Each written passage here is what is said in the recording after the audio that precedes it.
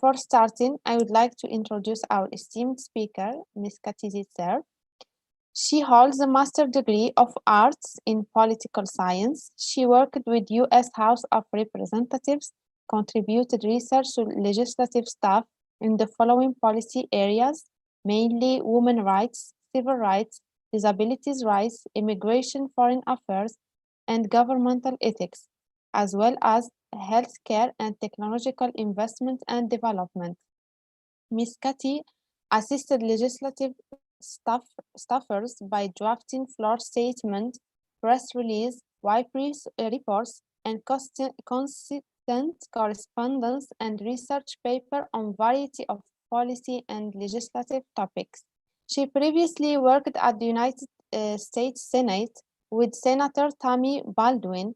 She helped constituents resolve immigration, visa, and passport issues and facilitated coordination between institutions and federal agencies, including the Department of Homeland Security, Department of Defense, Department of Justice, and Department of State. Currently, she is working with the Department of State, Office of the Secretariat, and Global Women Issues in Washington, D.C. And she contributed research and guidance to the Office South Central Asia portfolio, the Africa portfolio, the Gender-Based Violence Programming portfolio, and the Combating Violent Extremism Programming portfolio. So, ladies and gentlemen, our session will last 1 hour. 40 minutes will be for our speaker and the whole presentation, and we will have 15 minutes for the question-answer session. So please, I would like to remind you to mute your microphones, open your camera if possible, and please rename your account by adding your country name to it. Now I would like to give the floor to Ms. Kati. Dear Ms. Kati, the floor is all yours. Thank you so much. I wanted to thank you so much for inviting me today.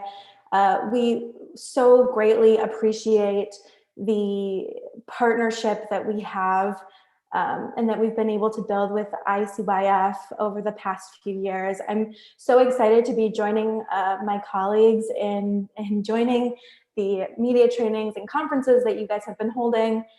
They are great efforts, and we're just so excited to be a part of them. So I very much wanted to thank you. Oh, excuse me, I think that this is in the way. Oops. Oops. Uh-oh. Hold on. Sorry. Let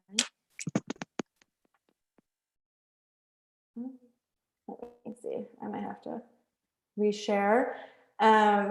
Yes, and I appreciate everyone's patience this morning.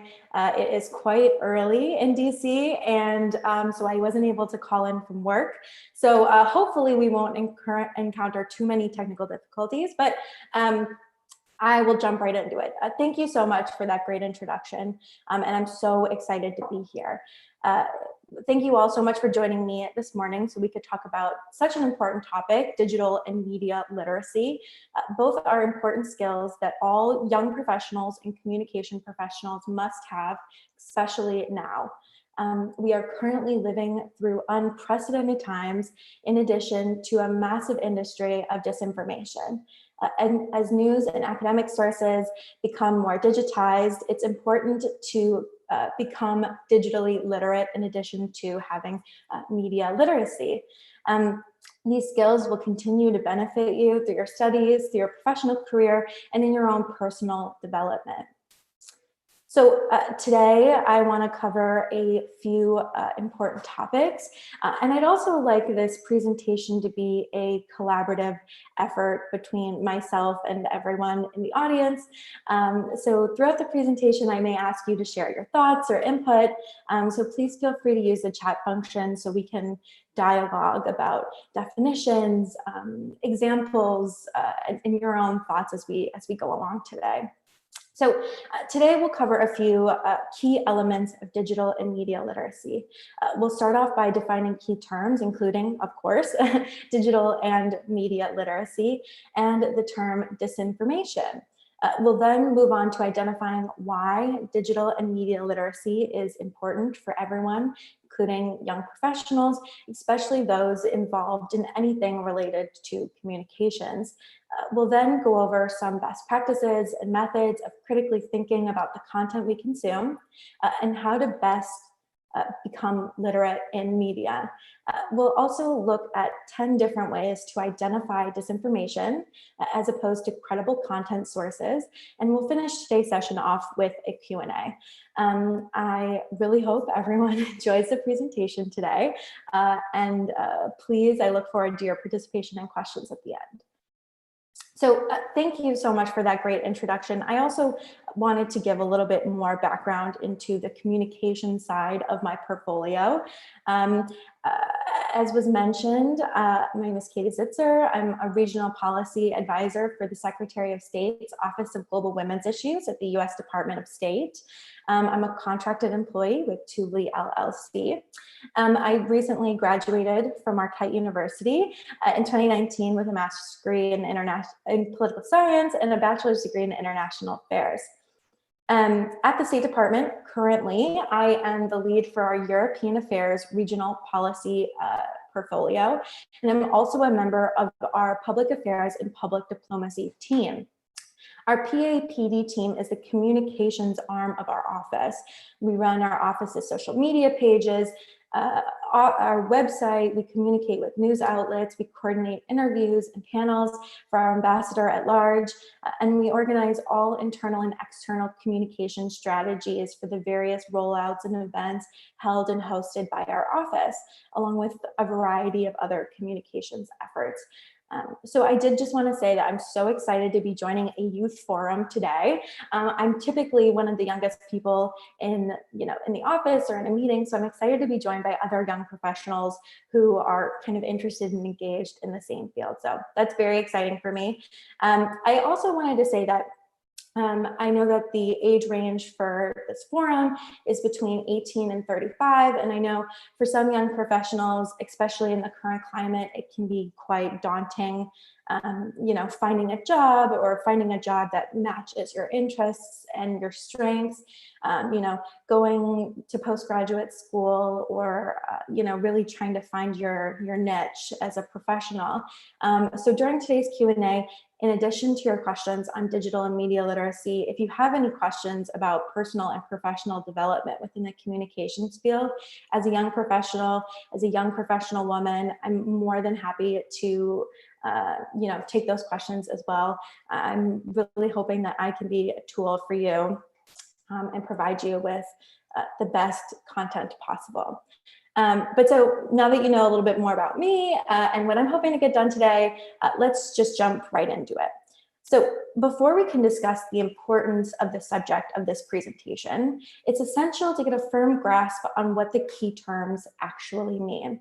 So the first question we have to answer is, what is the definition of digital and media literacy?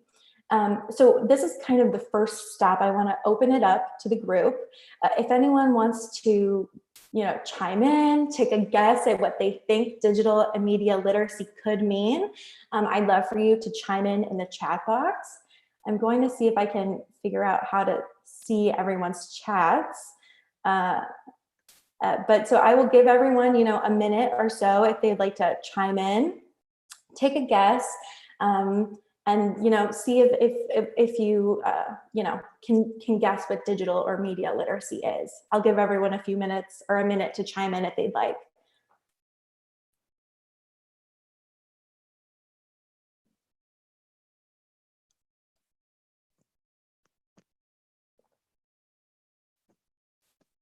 So dear participants, could you please write your comments in the chat box?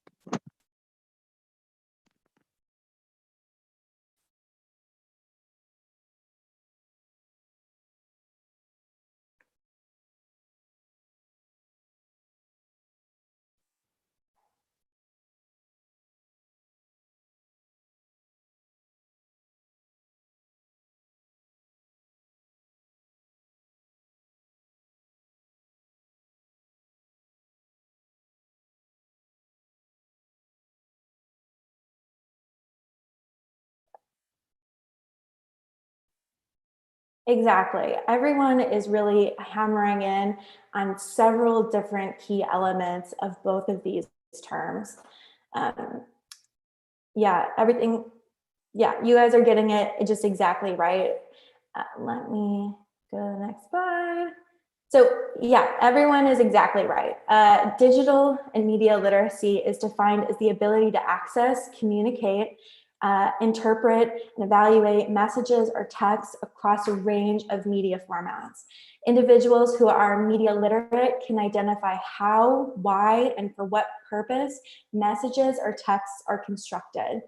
So within this definition, media often refers to print or traditional media, such as newspapers, magazines, posters, theatrical presentations, radio broadcasts, television shows, those types of more traditional or print media.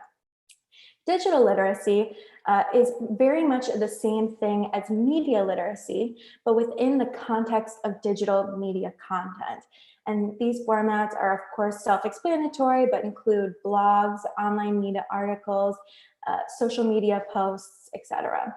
So simply put, digital and media literacy is all about identifying and separating sources of authentic, quality content from sources of disinformation. When defining terms, it's also helpful to identify what those terms aren't. So there are several things that media literacy isn't that helps kind of put it into the perspective of what it is. So media, quote, bashing or excessive critique is not media literacy. However, media literacy can include, and often does include, criticizing media, content, sources, all of those things. Additionally, merely producing media is not media literacy, although media literacy should include media production activities and projects. And the more experience you have in producing content, the more aware you are of ways that media content can manipulate you, or you're more aware of the negative aspects of disinformation or manipulative media. Additionally, consuming media on its own is not media literacy. One must explore the nature and influence of media and media messages on our culture and understanding of the world. Simply looking for political agendas, stereotypes, and misrepresentation is also not media literacy. There should be an exploration of the systems that make media appear normal. So while you may identify areas of misrepresentation or lack of representation, which is certainly a part of media literacy, it is just one part of many that you need to be able to be literate in media. Media literacy does not mean don't watch or don't engage with disinformation or content you're not sure about the quality of. Media literacy is really about watching and engaging carefully and thinking critically. So with all of that, one term I mentioned quite frequently is the term disinformation. So now you may be asking yourself, what is that? I'm sure you're not, based on all your answers. From the previous slide, you guys seem very well informed. But I will ask again for you to please use the chat function to lay out what you think disinformation means. What other terms come to mind when you hear the phrase disinformation? Are there any examples that come to mind when you hear of disinformation? I would love to just kind of see a broad range of what the group thinks disinformation means. So please. Mm-hmm.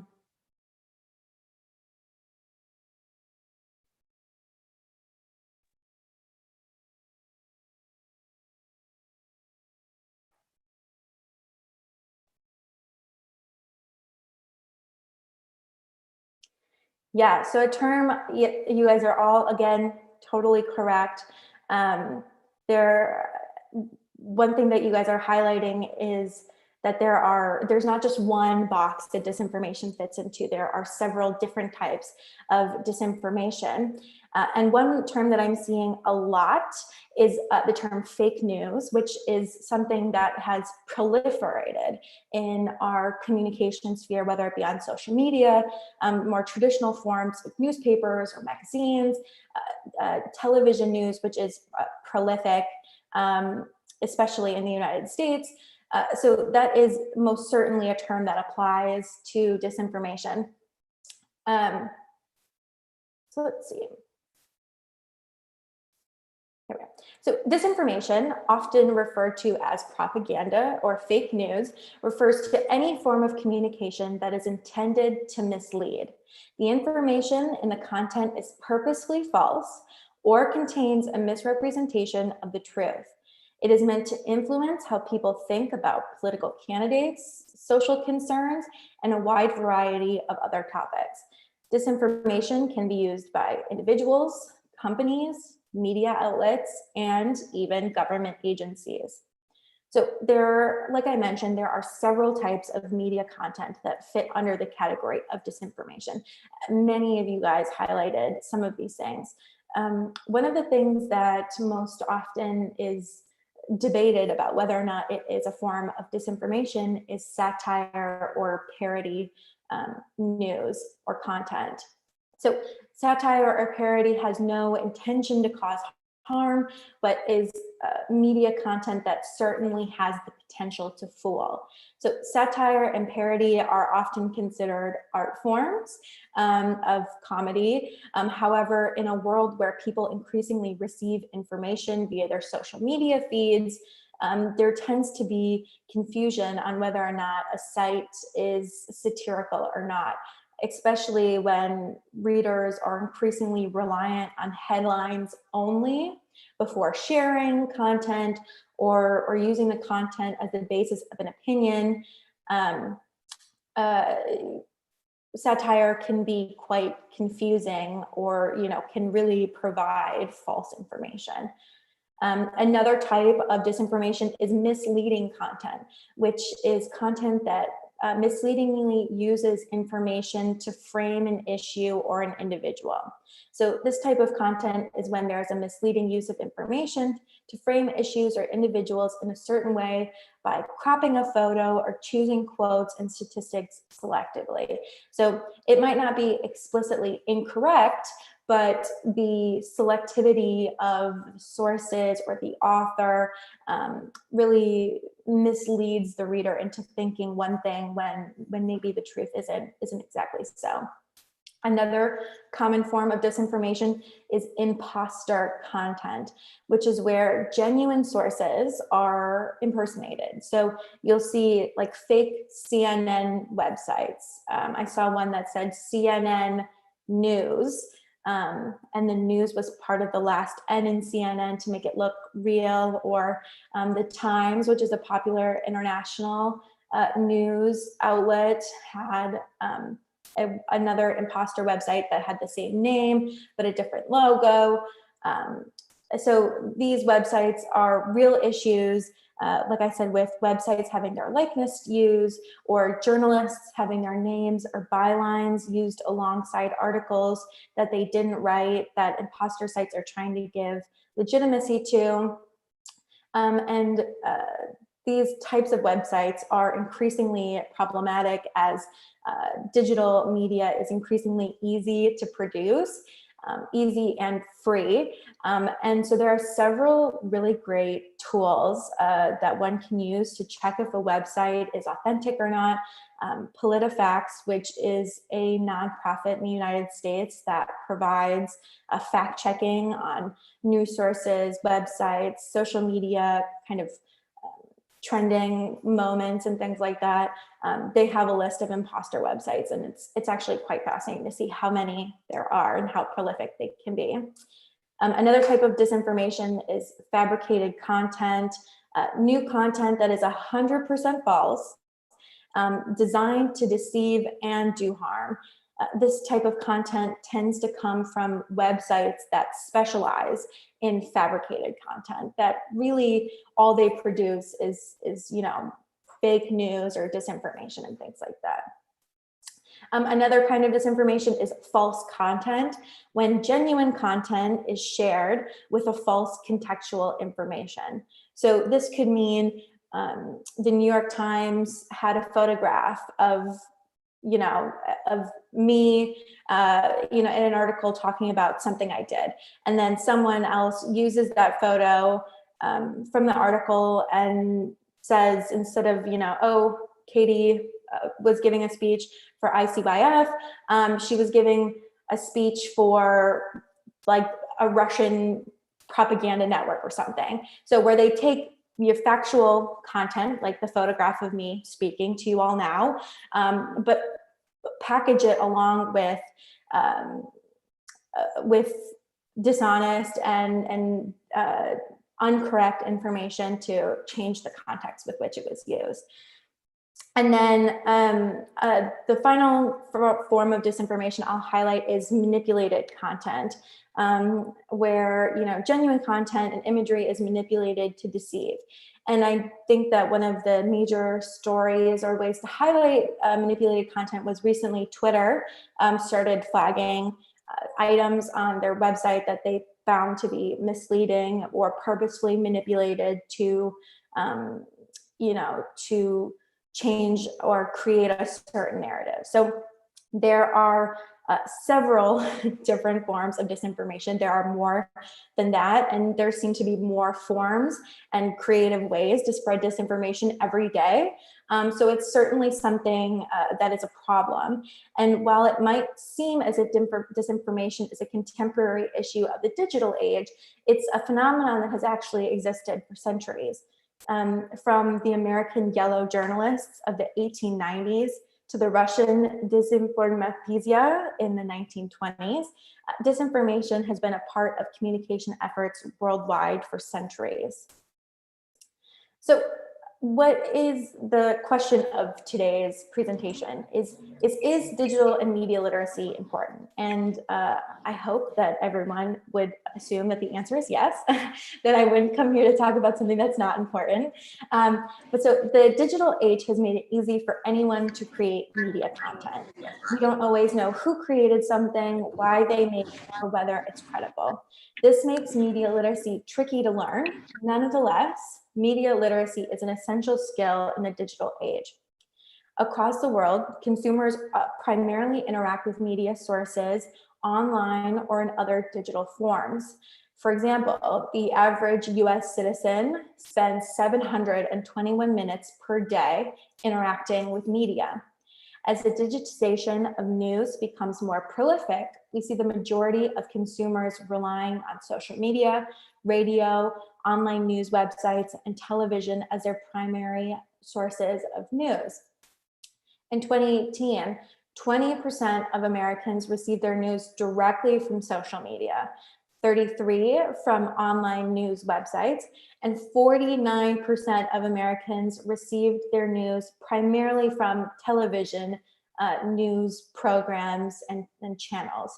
So digital media literacy is especially important during difficult and divisive times, including when political and cultural shifts occur and during major disasters and world events, including the COVID-19 pandemic. Students, young professionals, and seasoned professionals alike, what are some reasons you think digital and media literacy is important? Again, I'm really loving seeing kind of what everyone is thinking in the chat. So if you could chime in with kind of one reason that you think digital or media literacy is important, why we should be striving to become literate in media or digital media.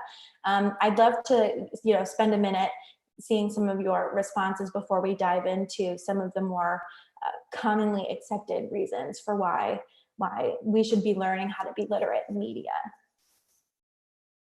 So if you'd like to chime in the chat box, that would be awesome. And I'll give everyone maybe like a minute, 60 seconds to put their thoughts in writing.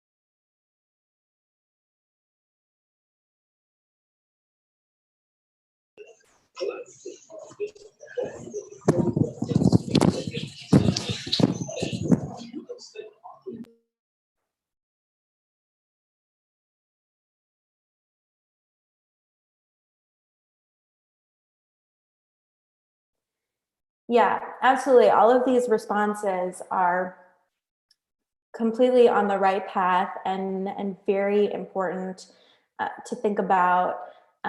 One thing that stuck out, let me see if I can scroll up a little to get it.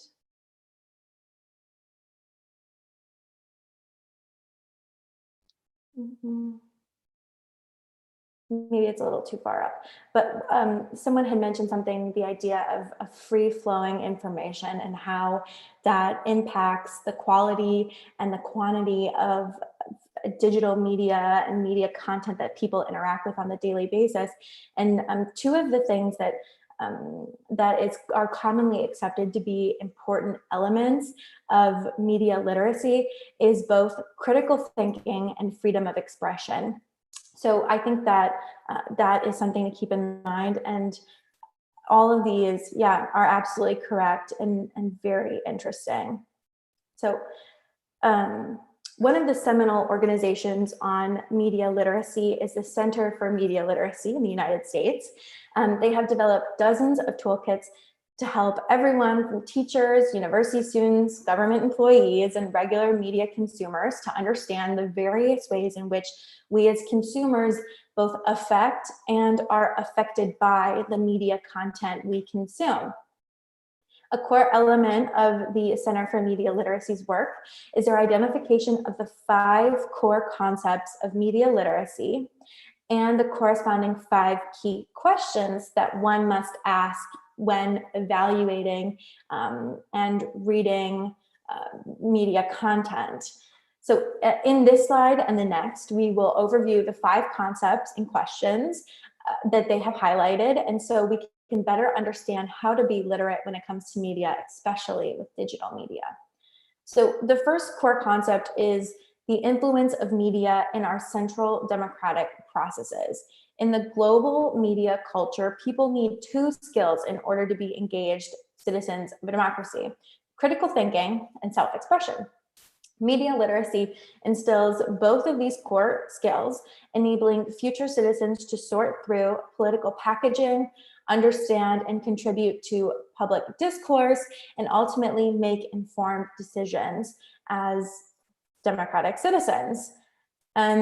Number 2 is the high rate of media consumption and the saturation of society by media. Several of you highlighted this in your chat box responses. When one considers everything from video games, television, radio, newspapers, magazines, billboards, the internet, we're exposed to so much mediated content in one day, so much more than previous generations ever have. So we are especially vulnerable to manipulative tactics. As I mentioned, disinformation grows, and nefarious actors who produce that disinformation are creative and constantly working on new ways to push their messaging. So it's increasingly important for us as young professionals to be aware of these tactics, and then also, how we can best evaluate the content of the media that we're reading. Number 3, the media's influence on shaping perspectives, beliefs, and attitudes. While research disagrees on the extent and type of influence, it is unquestionable that media experiences exert a significant impact on the way we understand, interpret, and act on our world. So by helping us understand these influences, readers can help us separate our dependency on media. So when we are media literate, we don't have to rely on authors or media agencies to tell us what they're saying. When you're able to read content and understand why this is written, who it was written by, what messaging they're trying to push, and maybe what their agenda is, you don't have to rely on them for that information. Those are all things that you'll be able to figure out for yourself. Number 4 is the increasing importance of visual communication and information. While university studies, particularly, and academia continue to be dominated by print sources, our lives are increasingly influenced by digital media sources.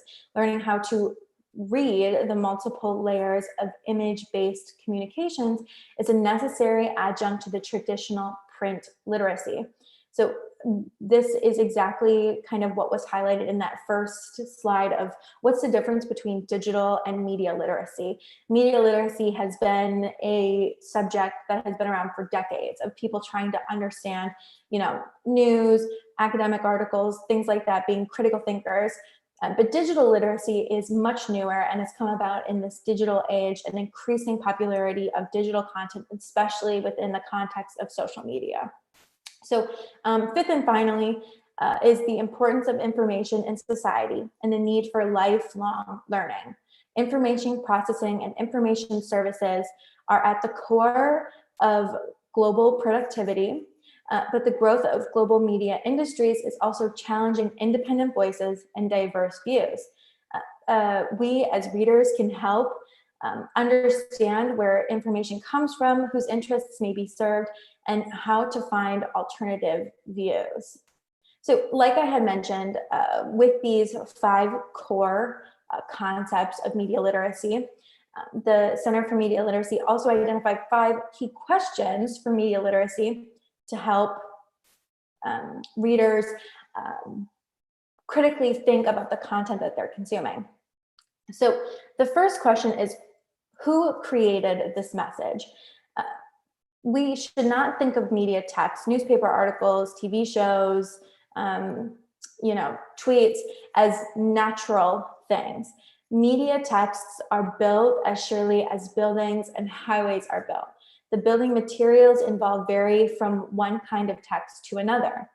Whatever is constructed by just a few people then becomes normalized to the rest of us. Like the air we breathe, it gets taken for granted and usually goes unquestioned. But as the audience, we don't get to see or hear the words, pictures, arrangements that were rejected. We only see, read, and hear what was accepted and produced by a select small group of individuals. The success of media texts depends upon their apparent naturalness. Readers are automatically turned off to a production that looks fake, but the truth is all media content, traditional, digital, is all fake. Even the news that 49% of Americans rely on as their primary source of news. So this doesn't mean that we can't enjoy social media, we can't enjoy TV news, but the goal of this question is to not make us cynical, but simply to expose the complexities of the media's constructedness and thus create a critical distance we need to be able to ask other important questions. So some of the other questions that may help a reader identify who created this message is, what kind of text is it? What were the various elements that went into building this? How similar or different is it from other same content in the same genre? What technology was used to create it, especially with the proliferation of AI? How are new technologies influencing the type of content we're being shown, or what type of content we're not being shown? What choices were made that could have been made differently? And how many people did it take to create this message? What are their jobs? Where did they come from? What expertise do they have in this area? So the second question is, what creative techniques were used to attract my attention? So this is an issue that we see in both disinformation and quality content. It's hard for news media to put out information if it's not attractive to readers or interesting to us. So each form of communication has its own creative language. In a video or in news media, scary music kind of heightens a sense of fear. Camera close-ups convey intimacy. Big headlines signal significance.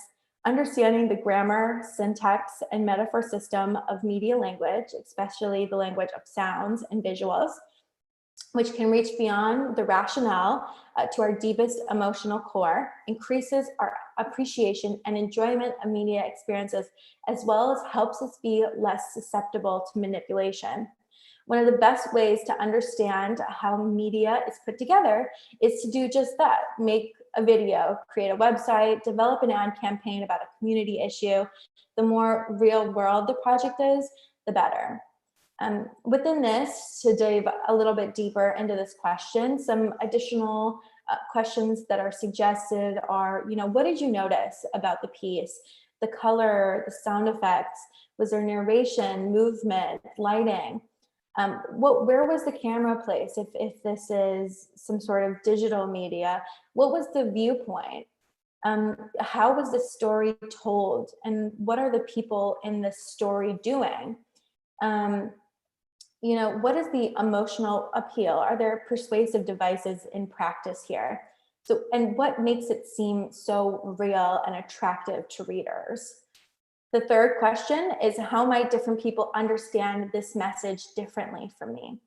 Audience plays a huge role in interpreting media text because each audience member brings to the media text a unique set of life experience, whether it be age, gender, education, cultural upbringing, etc., which when applied to the text or combined with the text creates unique interpretations. This concept really turns the table on the idea of content consumers as passive observers.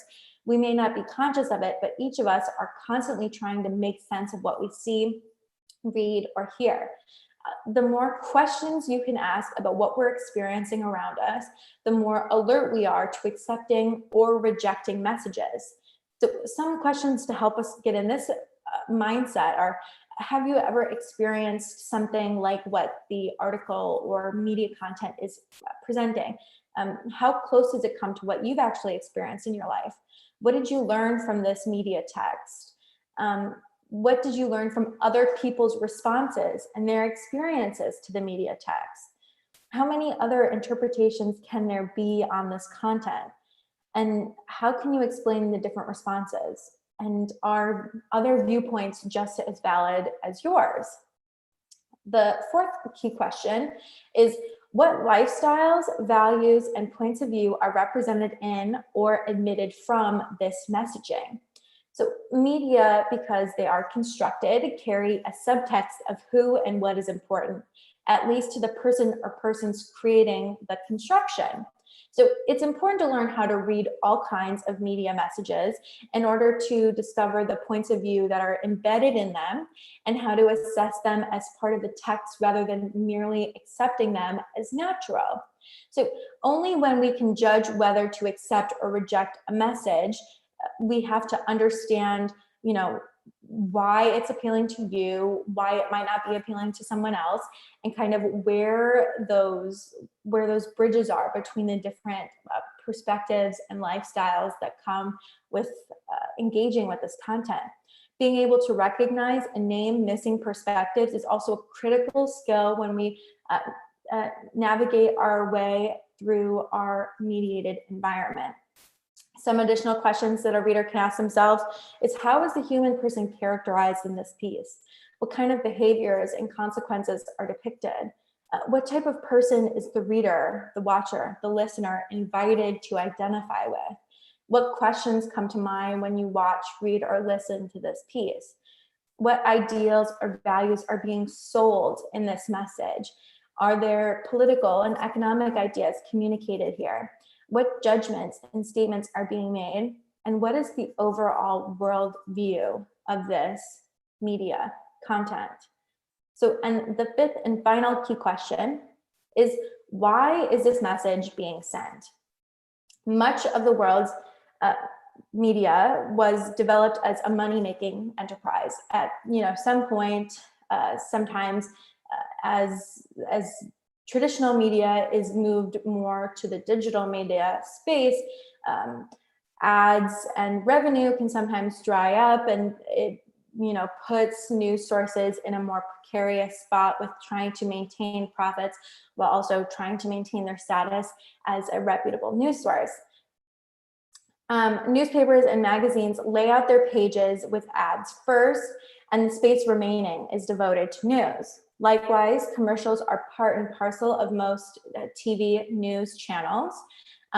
What many people do not know is that what's really being sold through commercials and media content is not just the advertised products to the audience, but also the audience to the advertisers.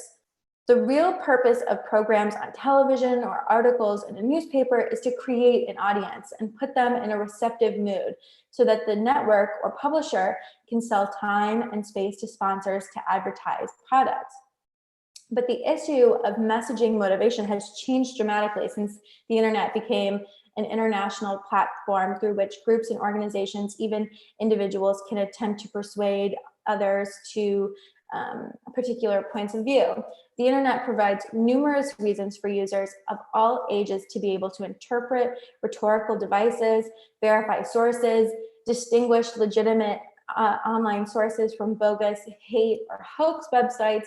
And with democracy at stake almost everywhere around the world, citizens in every country need to be equipped with the ability to determine both economic and ideological spin. Some additional questions readers can ask themselves to help them get into the mind frame for this is: who is in control of the creation and transmission of this message? Why are they sending it? And how do you know their purpose? Who are they sending it to? And how did you know that? Who is served by, profits from, or benefits from this message? Is it the public, private interests, an individual, an institution? Who wins and who loses, and who decided who won or who lost? And another question that you can ask are: what economic decisions may have influenced the construction or transmission of this message? So there are 4 kind of cyclical skills that the Center for Media Literacy identified to help readers consistently think critically about the content that they're consuming, and how they can be sure that they're consuming quality, authentic content and not being manipulated by various disinformation campaigns. So the first step is accessing. When people access content, they're able to collect relevant and useful information and comprehend its meaning effectively. They can recognize, understand a rich vocabulary of words, symbols, and techniques of communication, develop strategies for locating information from the web, from the wide variety of sources on the web, and select an assortment of types of information relevant to the purpose of a task. So when you're able to access content, you're able to identify which sources are quality sources, which sources are disinformation at a quick glance. You know, that might not be, you might not be correct on this first glance. And so that's why these next few steps are there to provide you with some additional support. So the second step is to analyze. When people analyze content, they are able to examine the design of the message's form, structure, and sequence. They can make use of artistic, literary, social, political, and economic concepts to understand the context in which the message occurs. For example, use of prior knowledge or experience to predict outcomes, interpret a message using concepts such as purpose, audience, point of view, format, genre, all of those good things. When strategies include compare and contrast, fact opinion, cause effect, listing, and sequencing. The third step is to evaluate. When people evaluate content, they're able to relate messages to their own expertise and make judgments about the veracity, quality, and relevance of messages included in an article. They can appreciate or take pleasure in interpreting messages in different genres and forms, evaluate the quality of messaging based on its content, judge the value of the message, and respond orally in print or electronically to messages of varying complexity and content. And finally, it's honestly to create.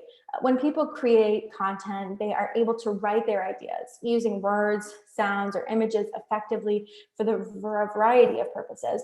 And they're able to make use of these various techniques of communications to create, edit, and disseminate their messages.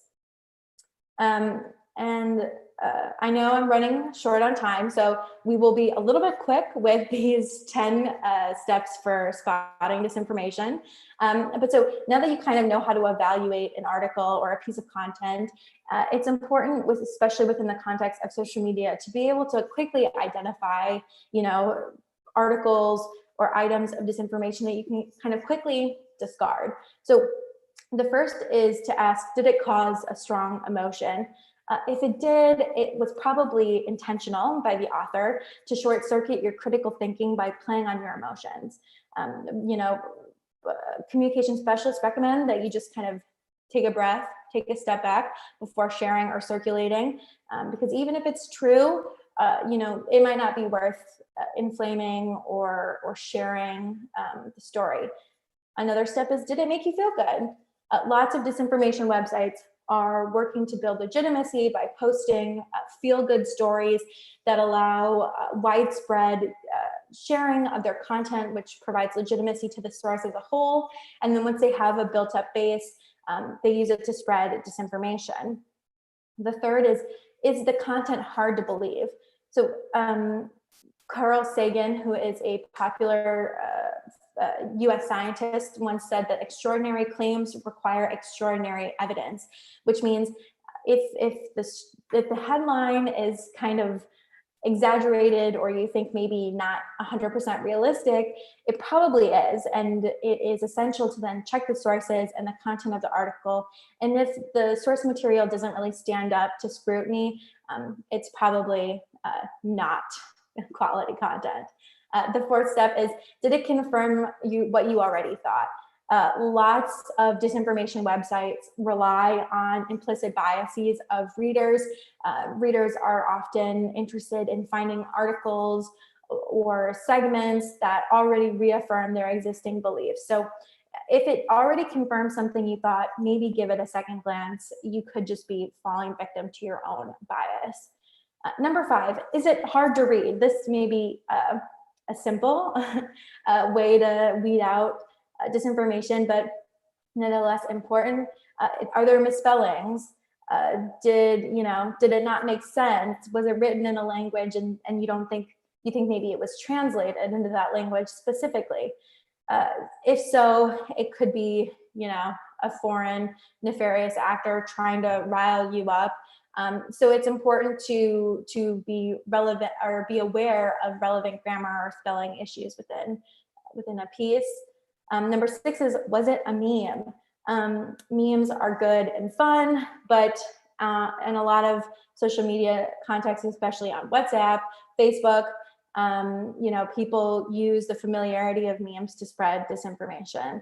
And often memes don't include sources, or author names or the organization that wrote it. So those are all important factors for identifying quality content. So if they're not included, that's probably a key sign that it's not great. Number 7, what's the source? There are dozens of fact-checking websites in every country that validate, high-profile news stories, or entire websites or content creators as a whole. So it's definitely important to check the content that the article itself sources, but then also check the source of the article or content itself. Number 8 is in the same frame. It's about who said it, who the author is. Do you know them to be a reputable individual? Do you know them to be someone who is an academic or someone with expertise in the system? I read an article the other day that was about, it was a doctor said that if you used a hairdryer, so if you breathed in hot air, you could cure coronavirus, which isn't true. And it ended up being that the author of the video was a doctor, but he was a doctor because he had a PhD in education. He wasn't a medical doctor. So it's important to research the author of any piece, even if they seem like a reputable source. Number 9 is there a hidden agenda? This might not be easy to find, especially if it already coincides with an existing bias that you have. but it is nonetheless important to look for, especially in the United States, but I'm sure in many different places. There are media bias charts where nonprofits or media ethical organizations map out where different content sources line on a political scale, or something like that, where the author of an article might have an implicit bias towards a political party or a political agenda or something like that. And it might not be obvious or explicit, so it's definitely important to search for that. And then finally, have you checked the facts? Like I had mentioned previously, there are dozens of fact-checking websites. If you see something outlandish or interesting within the contents of a media article, it's an important question to ask, have you seen it somewhere else? If an article is only referencing their own previous work, or an author only references their own work, maybe it's not correct, maybe they're cherry picking. So it's important to check all the facts. So I'm sorry that was kind of fast and an overview of what I wanted to say. I hope we still have time for questions and answers. I would be more than happy to take any of them. Please don't hesitate with any at all. Thank you.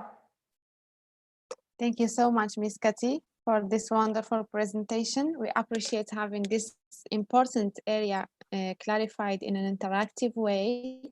You helped us to determine the conceptual framework and to what extent the realization of the meaning of terms and concepts are important tools to understand any issue. And you well explained why the media and digital literacy is significant as an initial skill. Furthermore, you discussed and highlighted the 5 core impacts of media on both individual and society levels by mentioning the influence of media on perceptions, attitudes, and on the democratic process as well. You enlightened us with the key question on media literacy that anyone should ask and focus on.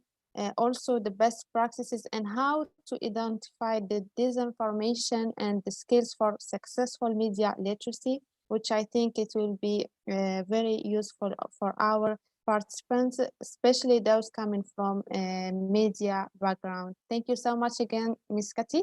Now I would like to open the floor for the questions, and I would like to start with Abdul Qadir Muhammad from Somalia.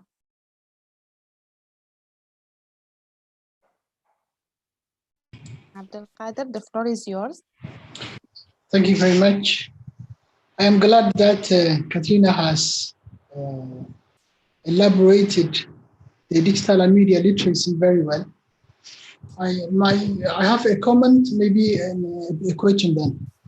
So my question is, you have said like when the content appeals to the emotion of the individual, then you can immediately understand how that content could be misleading or maybe disinformation.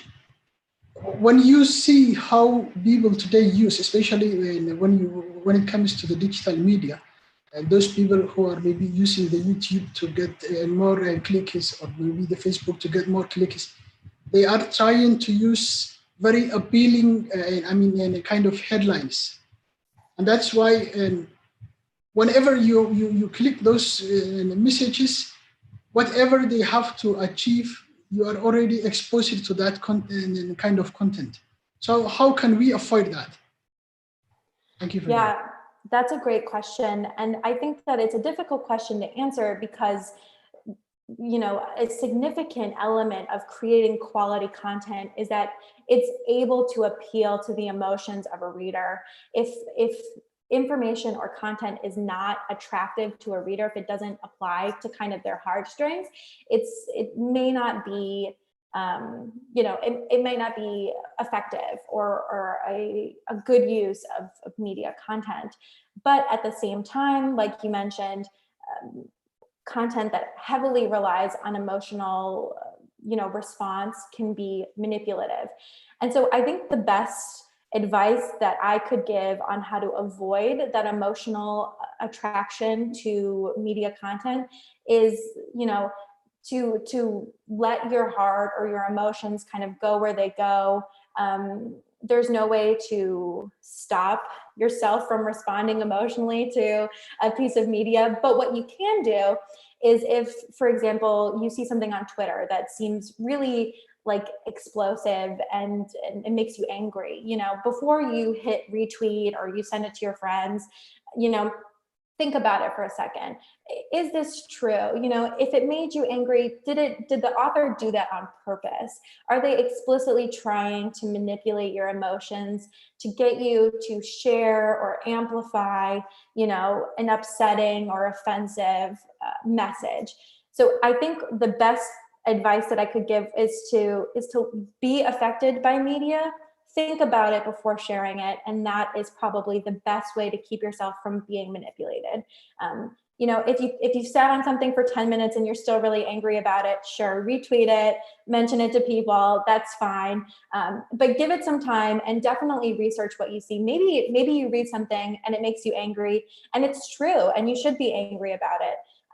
And you know, that's really not manipulative at all. And you know, it might be important to amplify. So I think it's really just about verifying whether or not it's true and also giving yourself some time to be affected by it, but then also give yourself time to critically think about the content you're reading and seeing if it's worthwhile to engage or if it's even accurate enough for your attention. That would be my best advice. But of course, there isn't any good advice to avoid the emotional response that you might get to something. Thank you, Ms. Kati. Next question will be from Musab Kazi from India. Hi, thanks a lot. So, you know, the first key question that you suggested for media literacy was who created this message. And I think that really hits the nail. I guess my question is, you know, why are we getting, you know, these messages on media literacy from US State Department? Because I think it has a practical, you know, implication. Yeah, absolutely. I think that that is a great question and definitely something that you should be considering when you're looking at content. I think that like one of the things I mentioned in the presentation was that government agencies are not, you know, they're not wholly ethical, you know, organizations all of the time. But one thing I will say is that you know, especially the State Department, but really I would say any government agency, maybe not any of them, but most of them don't go out of their way to be explicitly manipulative or inaccurate with the kind of the messaging that they give. You know, sometimes if an agency reports on something that ends up being inaccurate, we are quick to acknowledge those errors and, you know, offer the most accurate reporting that we can. But I definitely think that that is a fair concern and something that I would encourage you to consider. You know, being critical of government sources is important. If you blindly follow kind of news or materials that you see from your government or foreign governments, you know, that's not critical thinking. And government sources are not, they're not immune to inaccuracies. So I think that that's very fair. But I also hope that, you know, now and in the future, I can assure you that, you know, the things that I share with you are, you know, opinion, but they're also based in my belief that, you know, what I'm saying is true and helpful. And I personally, I can't speak for everyone, but I personally strive to be as truthful and as informative as possible. But I do acknowledge that concern, and I would encourage you to continue to be critical of sources of authority providing information and input on sensitive subjects, for sure. Thank you, Ms. Kati. Next question from Karim. Karim from Egypt. Thank you for your presentation. You heard me well, right? Yes, Hello? Karim, please proceed. Okay. Yes. As media literacy requires minimum knowledge and skills of media tools, and it's much easier in city to spread awareness as almost everyone has a type of smart device. However, in suburban areas, it is difficult to deliver such messages and literacy, especially when those uneducated people are the easier to be manipulated. So how can we deliver media literacy to those areas and those people who didn't have the chance to get it before? Absolutely. I think one of the best tools that we can have, especially within both urban and rural areas that have limited access to the internet or technology, education, is to be within ourselves activists to say, you know, I know that a lot of communities rely heavily on Facebook for both interpersonal communication, but also access to news. And high reliance on Facebook is an issue in the United States, in developing countries. It's an issue everywhere. And so I think it's something that we must take within ourselves to say, you know, we have the privilege of being educated on these subjects, that we, you know, have had this great access to formidable education, to great organizations like the ICYF, to say, look, I have been, you know, educated on the subject. Let me take it onto myself to spread this by word of mouth. If it's not something that you can spread, you know, via digital media or through classes or lectures or anything like that. I would also say that taking these steps on your own to promote, to making sure that the media that you promote and amplify is quality content, not manipulative, not saturated in disinformation, also helps, you know, the people that you're friends with on Facebook that may not have those same accesses also kind of realize the signs of quality content versus not quality content. But it's certainly an issue, and it's something that I think people are becoming more cognizant of as you know, we have an increasing access to the internet and to technology. But of course, it's something that can't be fixed overnight. Education reform and access to it has been an issue forever, and it will probably continue to be an issue in lots of places for a long, long time. So kind of being a champion within yourself to promote the ideas of questioning content, of what I was saying before, of trying to be kind of emotionally reserved when evaluating content, and kind of sharing those practices. I know with my parents, I think that they're in their 50s now, and sometimes my mom will send me something that she found on Facebook and be like, can you believe someone said this? And I'm like, did you take the time to check the sources, read it over, just be frank with our friends and colleagues who maybe don't have the same understanding and education that we've been so privileged to have, and kind of share with them your best practices by word of mouth. Thank you so much. Of course. Thank you. I would like to give the floor to Ms. Farhana Shahnaz from Bangladesh. Hi, Catherine. Thank you so much. I've been really enjoying your session. So thanks a lot for that. The question I had is actually very similar to the question Karim just asked. So I'm currently working in a project that deals with violent extremism. And one of our project component is digital literacy. And the target group that we're dealing with in this case is the rural youth. And like I have the same problem here as well. Like they're not as educated, and they don't really have the ability to think as critically as you would want them to kind of critically analyze like media that they come across. So in this case, like what would you suggest? Like I did hear your reply to Karim, but sometimes it's not really possible to like spread through word of mouth, like go to them directly and talk to them. So is there any other alternative that you might suggest? Thank you. Absolutely. And I think that is an extremely admirable project that you're working on, as kind of countering violent extremism is an extremely sensitive topic and something that my office, the Secretary's Office of Global Women's Issues, focuses on. One thing that I would suggest that my office would be very happy I'm mentioning is trying to engage mothers and the matriarchal women of families or societies, and working with them to promote these ideas of critical thinking, or of at least kind of second guessing, being a little bit more critical of sources that validate your existing bias. You know, when women are empowered, families are empowered, communities are empowered, and so are countries. And so I think if it's not possible to get to everyone, I would recommend starting with the women. Women are often kind of example setters in their homes. And so if you hear your mom saying, well, you know, maybe we should think again about this content that we heard or this story we heard before acting, I think that might be a worthwhile endeavor, especially if you've kind of tried this interpersonal communication and one-to-one kind of mentoring about being more critical and being less emotionally involved in the content that you read. That would kind of be my first bet. But again, I think that this is an issue that affects everyone, the United States included, that lack of education and lack of critical thinking is an issue.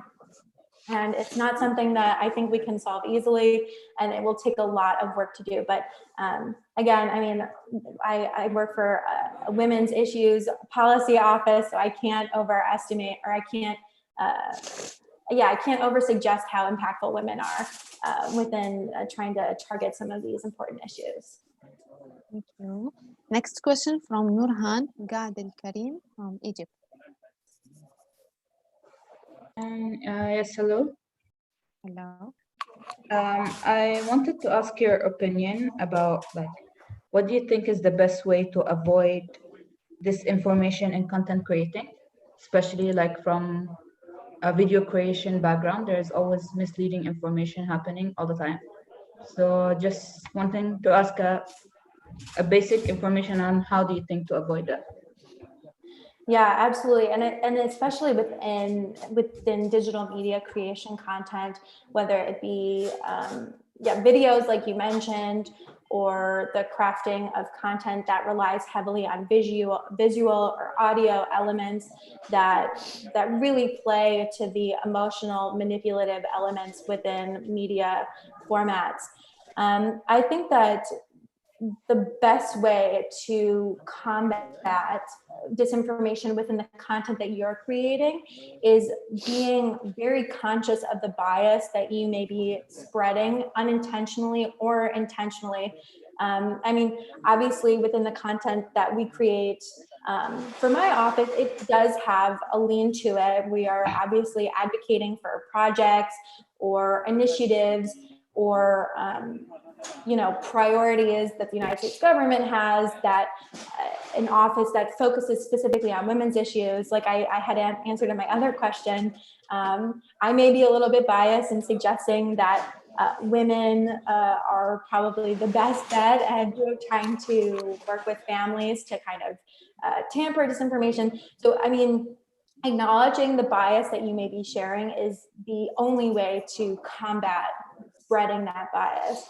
But I think that trying to, within the video sphere, is trying to reduce the visual elements that you're including that may impact someone's emotional response to your content.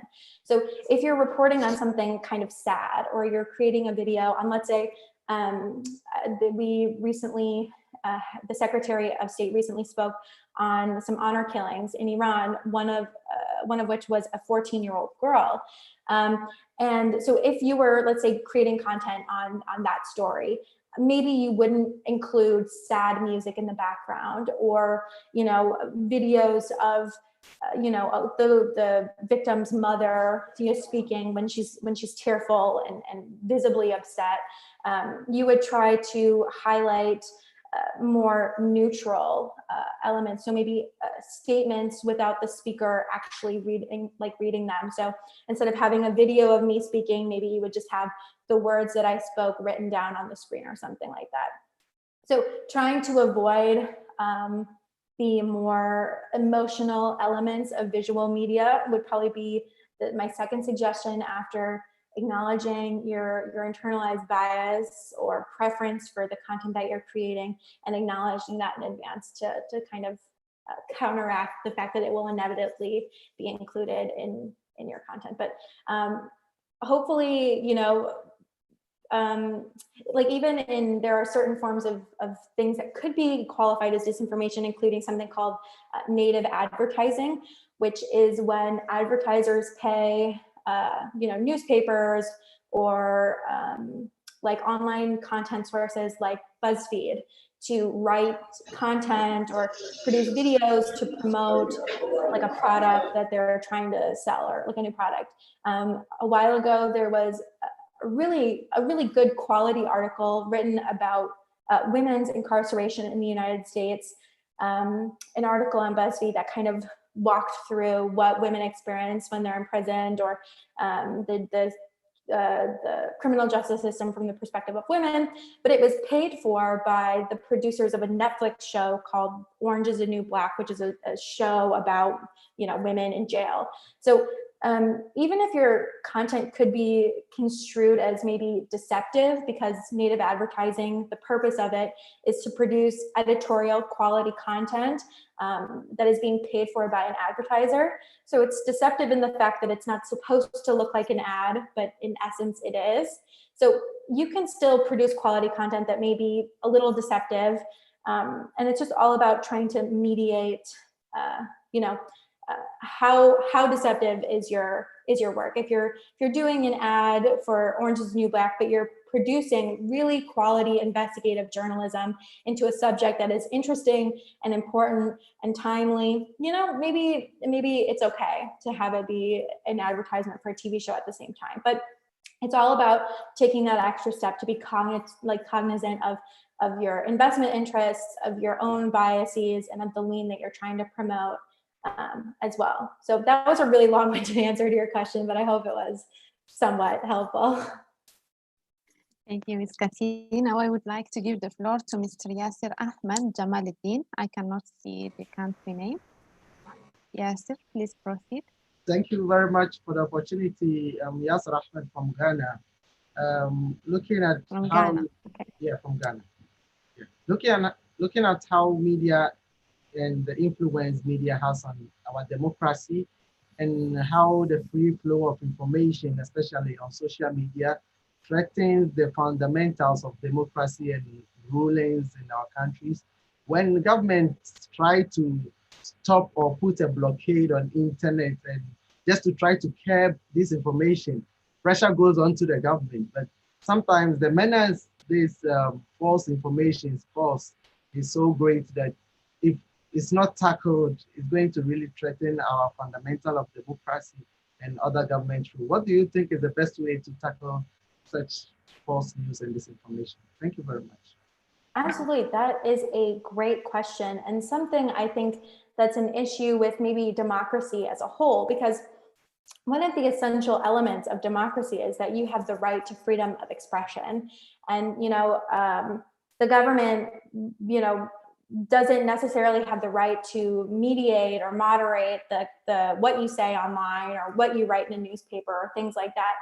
But at the same sense, it's the essential duty of a government to protect people from misinformation, from violence that might be instigated by false information.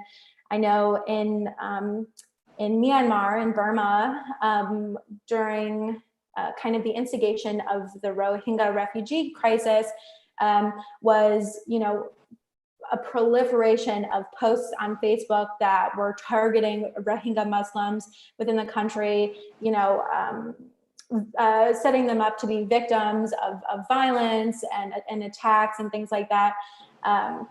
And the government really didn't do enough to protect vulnerable populations from that violence. And so it's a delicate balance that I think governments have to mediate, whether or not it be kind of letting people have this freedom of expression, maybe kind of crossing the line in some places, but while still protecting the safety and security of potentially vulnerable populations. And I think, again, it's a difficult question, and I don't think something that can be solved easily or quickly, unfortunately. But I think that something I've heard before is that without, what is it? If there's too much security, you don't have freedom. But if you have too much freedom, there isn't assured security. So it's all about finding a balance. And I think for some governments, maybe having stricter control, you know, they decide that having a little bit of stricter control, which ensures security, is a price to pay. And some governments, you know, maybe allowing additional freedoms of expression to kind of say maybe controversial things, maybe offensive and upsetting things, is the price to pay for being a little bit less secure, having this freedom of expression. So unfortunately, I don't think I have an answer to your question now that I've been speaking for a minute, but that's kind of my 2 cents, is that it's a delicate balance to strike. And I think that we would be hard pressed to find a government who has found a comfortable balance between those 2 things, if that makes sense. Thank you. Next question will be from Karim Abdul Razak from Nigeria.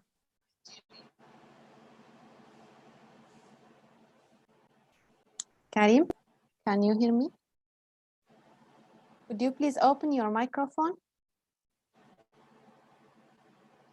Okay, I think Karim has a problem. Let me give the floor to Zarmina Imtiaz from Pakistan, then I will be back to Karim. Yes. Hello, everyone. Thank you so much for such an informative lecture, Catherine. Can you hear me?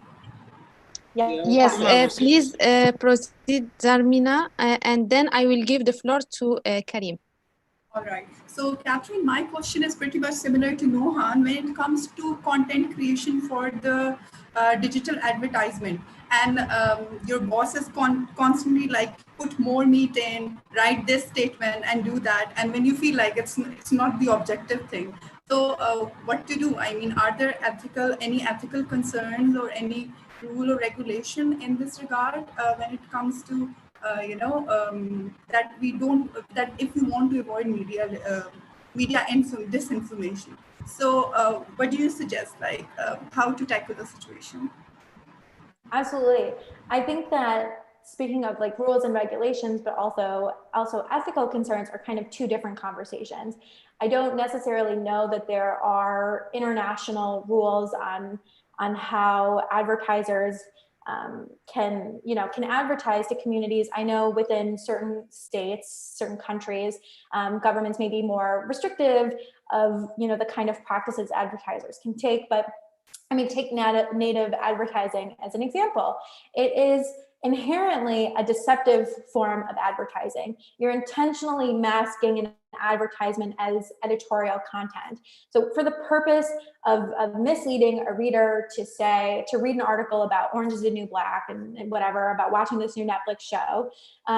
But some organizations like BuzzFeed walk that line very closely of producing kind of this deceptive advertising while producing really quality investigative journalism. And so I think that kind of speaks to the ethical concerns of advertising is, kind of the purpose of your advertising. Are you doing it to inform, or are you doing it to simply be, deceptive and incorrect and inaccurate and antagonize people? If your purpose is to advertise a program or a product to someone, and you understand and have thought critically about why you're selling this, who you're selling it to, the medium in which you're going to be selling it, I think that you would be hard pressed to produce disinformation that is implicitly, deceptive or inaccurate. I think that being critically thoughtful of the content that you produce really eliminates these concerns of producing disinformation. I would also, again, emphasize focusing on, oh boy, I'm losing the word. So not subjective content. So subjective means it could be affected by like opinions or something like that, or is affected by emotions. Objective, that's the word I'm thinking of. Sorry, it's quite early in the morning in DC, but so really focusing on objective elements of advertising. So, outlining what your product is, how much it is, why someone would want to buy it, are all objective reasons and completely ethical items to include in an advertising. If you're focusing heavily on affecting someone's emotional status with an advertisement, then maybe you might be crossing the line into manipulative disinformation. So I think it's all about being really certain about why, what, and to whom you're advertising. And once you've really considered and laid out those items, I think it would be really difficult for someone who is trying to be ethical to produce disinformation or deceptive media or things like that. So those would be my suggestions. Be really critical, be explicit with your plans in advance, acknowledge your bias for your product or whatever you're trying to advertise, and also try to really focus on objective elements as opposed to those subjective, emotional, kind of manipulative elements of advertising. All right, thank you. Thank you. Now I would like to give the floor to Karim Abdulrazak from Nigeria. I hope that Karim is hearing me now. Karim, please open your microphone. Okay. Unfortunately, we couldn't get the question. Maybe you can write it in the chat box and I will read it later. Now I would like to give the floor to Junaid Rafiq from India. Junaid.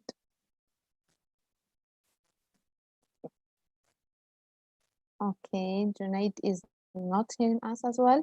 Then Omar Balah from Lebanon. Omar, can you hear me? Hello. Hello. Hello everyone. Just I have a question. Like you answered about it, but I have like more about it. Sometimes we receive messages contain a real fact, but it could be in wrong context. Leads to misleading the audience. So how can we avoid this? How can I avoid this? Absolutely. So to avoid misleading content, your first step is to verify in what context elements that you're including in media content were originally used. So one example I kept seeing online was a photo of that was widely spread after I think that was an earthquake in Nepal, whereas this picture of two small Vietnamese children hugging, and lots of news organizations were saying, oh my God, look at this picture of these two young siblings after these horrible earthquakes, these two Nepalese siblings hugging and trying to comfort each other in this really devastating time. So it's not explicitly deceptive or disinformation, but it is misleading in the context that the photo is not representative of the context that it was being. Negating this misleading content is to verify the content that you're using and to make sure everything is within context of its origin. So another example is if you're citing someone's speech, or let's say, or a work of art, like a book that they've written. If you have like a full quote that kind of, I'm trying to think of an example on the fly. So let's say like right now I say, ICYF is a great organization that promotes media literacy. You could kind of cut my quote down and just say, it's a great organization, which is fine. It's still within the context of what I said, but it's not within the entire context of the original quote. So being really certain that what you're quoting or the statistics that you're sharing are representative of the entire pool that it was originally coming from is very important. So I know in graduate school, this was an issue that we ran into a lot when pooling data for papers or research projects and things like that. Maybe you spend months working, collecting data, and you get to writing your paper and you notice that the data, it contradicts your thesis. And that's happened to me. It's a terrible feeling that you spent months and months working on something and the data you collected doesn't represent what you thought it would.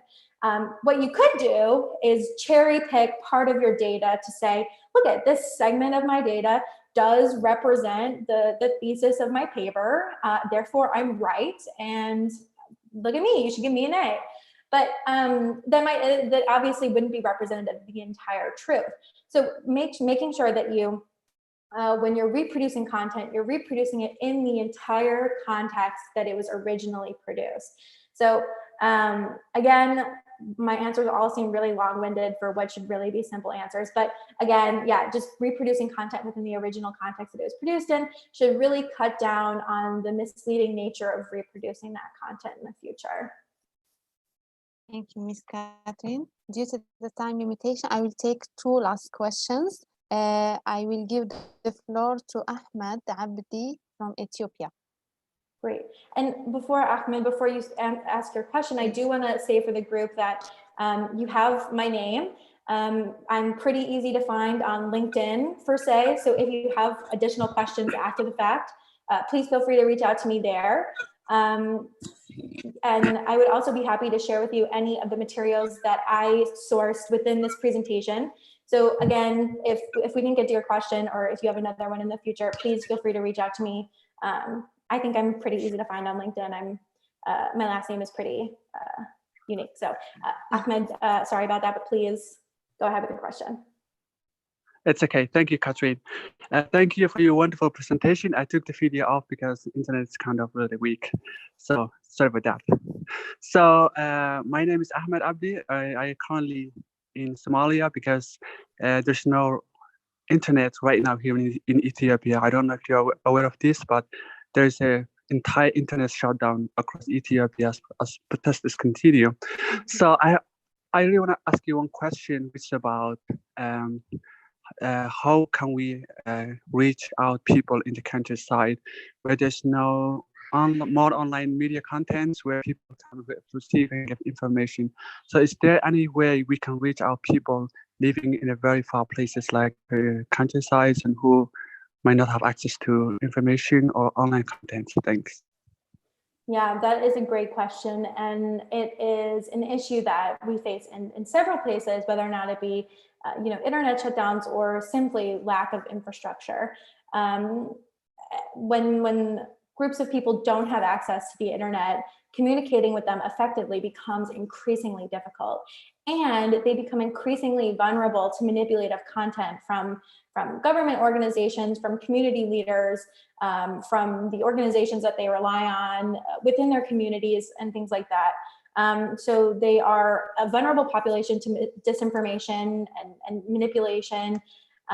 And they're also hard to share the quality content sources that we have access to. So that's a great question and a difficult question. So I appreciate you asking it. I think that within these contexts, again, it's important to rely on the community organizations that already exist within these communities. So instead of reinventing the wheel and trying to find new networks, try tapping into existing community networks. So I think if you have one person in a community that doesn't have access to the internet, or due to a shutdown, or has limited access to the internet because of infrastructure development restrictions and things like that, getting information to one person who can disseminate locally within their own network would be an effective way of doing that. If you don't have any context within the community, that makes everything a lot more difficult.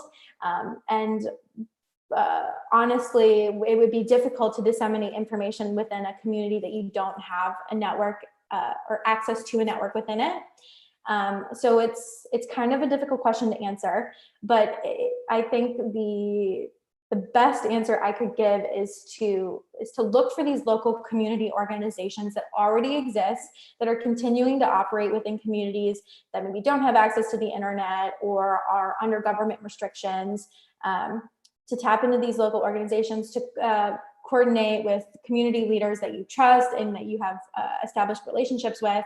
And I mean, if you have the opportunity to go into these communities yourself, that is another great opportunity. Would also, again, recommend and advocate for the power of women within their dissemination techniques and their influence within families and communities. Women are great starting points for creating chain reaction in things like digital media literacy, to anything from, nutrition and family care and things like that. So I don't know if that answers your question, but I think that that is probably the best answer I could provide. Yeah, thank you very much. Okay. Next and last question from Saad Chandna from Pakistan. Hello everyone, can you hear me? Yes. Yes. Please go ahead. Okay. So really important points raised by Catherine in the presentation. But if we talk specifically about social media, with more than 2 billion users worldwide, I think social media is the hub of fake news and disinformation. So don't you think that social media platforms themselves need to devise some strategy or some mechanism to counter fake news and disinformation, because it's the hub of fake news. My father used to send me 5 to 10 fake stories every day, and every day I told him that these are fake, they have nothing to do with the reality. Yes, that is a great question. And I think a good point to end this conversation on, because you're completely right. It is a hot spot for disinformation. There are so many people on social media, and people on social media are highly vulnerable to emotional manipulation. I know myself on Twitter, sometimes I see an article, I read the headline and I'm like, oh my God, I can't believe, whoever said whatever, I have to share this, or I have to give my 2 cents on it. It's then, then the critical thinking side of me kicks in to say, well, hold on, is this actually true? Can anyone else verify it? Should I even be amplifying this? Is it worth, my attention and the attention of my friends and followers? Things like that. I will answer as Katie, a personal citizen who is interested in communications and social media, and not as a representative of the US government with this answer. But I do think that there is an ethical responsibility of social media platforms to say, it's not appropriate to share disinformation here, and that we will take at least some level of steps to kind of curb even the most egregious abuses of disinformation. Like I mentioned previously, Twitter is, I think, at the forefront of doing this. They've instituted manipulated content warnings. They also have flagged, I believe, content for promoting I think they've started labeling tweets related to COVID-19 also, fake tweets related to COVID-19. Exactly. And so I think that they're kind of at the forefront of this movement within the social media networks to strive to promote quality, informative content and cut back on this prolific disinformation. And like I mentioned on Facebook, Facebook has played a significant role in amplifying violence or aggression against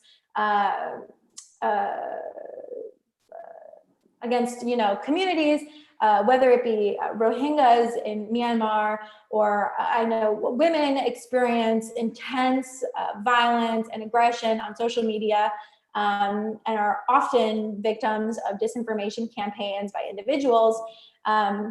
So I think that there is a responsibility of everyone, including corporations that run social media networks, to advocate for and protect, authentic, quality content, while at the same time acknowledging and dismantling disinformation. I think that that is, again, my personal opinion as an individual. I think that corporations may disagree. I know it's a huge debate in the United States whether or not Facebook should work to combat disinformation as it relates to the upcoming presidential election in the United States. Presidential elections bring lots and lots and lots of money to advertisers, specifically social media campaigns. I can't go on YouTube without seeing a political ad every 5 minutes or whatever. So, I mean, I think for corporations, it's an issue between ethics and profit. And I think we're still kind of in this era that maybe ethics hasn't won over profit yet. But I think one thing that we can do as consumers of content and also as empowered critical thinkers is to say these things out loud, to say, oh, we think that Facebook, Twitter have this ethical obligation to let people know when something is fake news or when it contains manipulative information. Lots of change happens on social media, whether we're talking about, whether it's like is the Arab Spring or you know, the women's marches here in the United States, is when people come together on social media to advocate for change or to advocate against, you know, a practice that they think is wrong. So Facebook profiting off of disinformation, for example. You know, social media campaigns and activism online is really powerful, and there are dozens of examples of it working.